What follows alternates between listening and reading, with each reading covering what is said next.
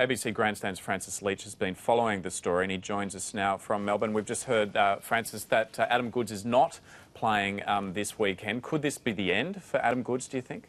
Well, only Adam knows the answer to that question, Steve, but it's devastating news for those of us who support him to think that he feels he can't play football this weekend, not because he's physically not prepared or his passion for the game's waned, but that he feels somehow ostracised from the game and everything that it has offered him, and he's offered it over the last 15 years because of the circumstances that have arisen over the last 12 to 18 months. It's been an ongoing and insidious sort of cancer on the game for that period of time that I've noticed from the commentary box whenever I've called Sydney Swans game. It's a low-level hum that builds and builds throughout games, which people find the courage in the anonymity of crowds to let their lesser angels speak. And, it reached a crescendo last weekend, which got to him, got to his teammate Lewis Jetta. No doubt Lewis Jetta's family and Noongar people from West Australia who are all there also felt it. And for all of those Indigenous people that have been present at those games and have watched them, it would resonate for them for every local football match they've ever played in, every sporting carnival they've ever attended where there has always been that undercurrent that has laid beneath it. And it's a disaster for the AFL. The lack of leadership from the AFL when this started to occur has been stunning. The relative silence of Gillon McLachlan and the leadership within the AFL to actually frame the narrative around this and demand more from its supporter base. In other codes around the world, in situations like this, when it's been revealed that racism has been part of football matches, I remember a couple of years ago, CSK in Moscow, the Russian football team had to play games behind closed doors after racist taunts were directed at Manchester City midfielder Yaya Toure. Where's the courage within the AFL to really put it on the line to fans and say, if you do this, then we will play games behind closed doors. You will be the people that miss out on watching football. We will take your football away because Adam Goodes should not be lost to football, but racism should. Francis, if Adam Goodes does return to the field, what can be done to prevent this happening again and prevent him from being booed out of the game?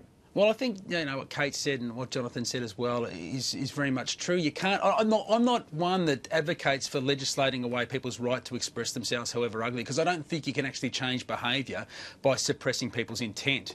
But what you can do is ask for some leadership, which actually demands people think more deeply about their conduct and hold people accountable for when they do it, and call them on their behaviour like you would a child that misbehaves, and try to teach them what has gone on. What seems to be there are wider ramifications for this in the political sphere. If you think that this is not an indication of what's going to happen when the debate starts around calls for constitutional change to recognise Indigenous people in this country starts very, very soon, you're mistaken, because this is a forerunner for a campaign which will try to reframe that debate in a way which will deny Indigenous people that recognition. That will give us this is a watermark or a benchmark of where we really are when it comes to race relations in this country. And I think that the way that it's been handled, the leadership, the lack of leadership, the lack of the ability to actually confront, to look people in the eyes and say, why are you doing this? I'll give you an example. So Adam Goodes says throughout the last few days, this hurts me. When I hear this, I take this as a comment on my race and culture because I've got a great radar on this stuff and I know what's going on.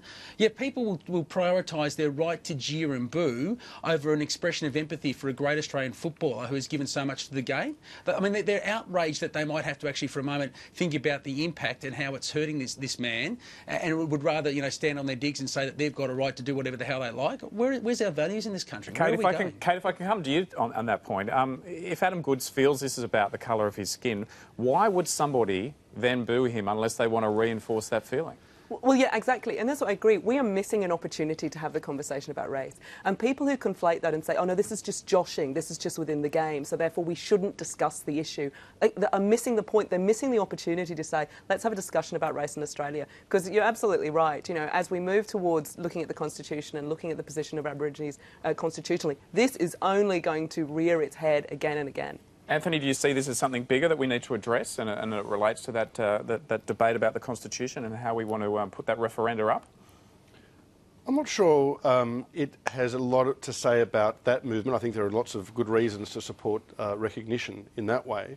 I just think that this is, I have to say I agree a great deal with what's been said here, that I think this is an opportunity for the code to really grasp it. I mean, what I would like to see is that when 10% of the crowd are booing, the other 90% boo the 10%. Or cheering. Now, I don't know how you do that, how you encourage that. That's up to the teams, the codes, the coaches, everybody, I guess. But that would fix it quite quickly. Jonathan, is this something broader, do you think, that we need to address? Oh, it's absolutely something broader, and this is the visible and tiny symptom of a thing which is through our culture. And that's the thing that has to be confronted, just as the conversation around domestic violence has to confront the realities of patriarchy.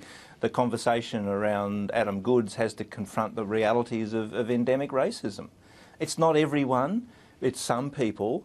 And I think that idea of crowd response is a really good one. Why don't people just cheer Adam Goodes? Why don't people just go, good on you, Adam Goodes, you are a legend of the game, and just give that guy rousing receptions and vast applause regardless of who you follow, and that would shut the idiots up. Francis, I want to put to you a view I would think is fair to say is a minority view that's been voiced in the media today, and that is from Alan Jones. He said that today that Adam Goodes is always playing the victim. He said there are 71 Indigenous players in the AFL, one is being booed.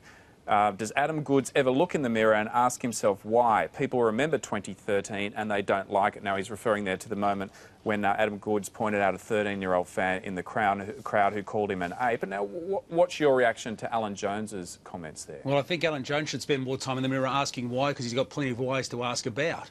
But beyond all of that, I mean, Adam Goodes, in an instinctive moment on the field, pointed out a flashpoint in his career where enough was enough. That was the tipping point for him. But the other side of that story is that he made peace with that young girl. He met with her. They discussed what went on. They came to an understanding of that, and she's grown from that experience because of it. It's an absolute fallacy and a nonsense to suggest that that gives people the right to then go on a campaign of continued vilification. That is a mask behind which people hide to express, what lies at the heart of this matter, which is their fear of an Aboriginal man who acts in an Aboriginal way, stands up for his people, is an icon to those players that you mentioned, that Alan Jones mentions, the other 72 players who stand in line with him for the way he represents them with pride and dignity. And Adam Goodes is not a victim. Adam Goodes is an extraordinary young man who has been a leader for his people, a brilliant footballer who's been subjected to the most ugly and repugnant kind of vilification, which when history looks back on the events of this, and particularly if he does retire at this point, will be a stain on the history of Australian sport that we will all be ashamed of in time to come. I can guarantee you that. Francis, you get the sense the players are very angry about this and about how Adam Goodes is being treated. What do you expect to happen from the players on the weekend? Well, I hope that, look, he's playing in, the Swans will be in a safe place and they're playing at home. So the love for Adam Goodes is, rightfully, it runs very deep at the Sydney Swans. And the people who know him and have worked with him and understand who he is and what he's about, have been hurt by this as much as anyone. I've spoken to people at the club who feel deeply, deeply affected by this and are bewildered at this narrative of Adam Goodes being a bad guy. And that's part of this, that the mask behind which this is all hid, that somehow Adam Goodes is the worst player in the AFL, yet people in the AFL make excuses for any number of players and former players that have been drug users or beaten their wives or slept with their best friends' wives or consorted and hung out with bikie gang leaders and criminals. That's all cool. Many of those guys turn up as the faces and voices of the sport on television and radio. Hey, we forgive that. But somehow Adam Goodes is the bad guy. They feel bewildered by that and don't understand how that narrative has been allowed to flourish. It's somehow Adam Goodes done wrong. No one's been It's a campaign, Francis. It's been led by the media. This has been led by the likes of Andrew Bolt, who has written abusing Goodes ever since the ape incident. It's been this is a guy who's stuck his head above the parapet and has become a leader of a certain body of opinion, and he's been cut down for it, and it's been an orchestrated campaign against him. Well, that's why it's time for some people of good faith to actually stand up and counter that narrative. It really is important that this is a time to be stood up and to be counted. And in a sense, which side are you on? Because you get to choose.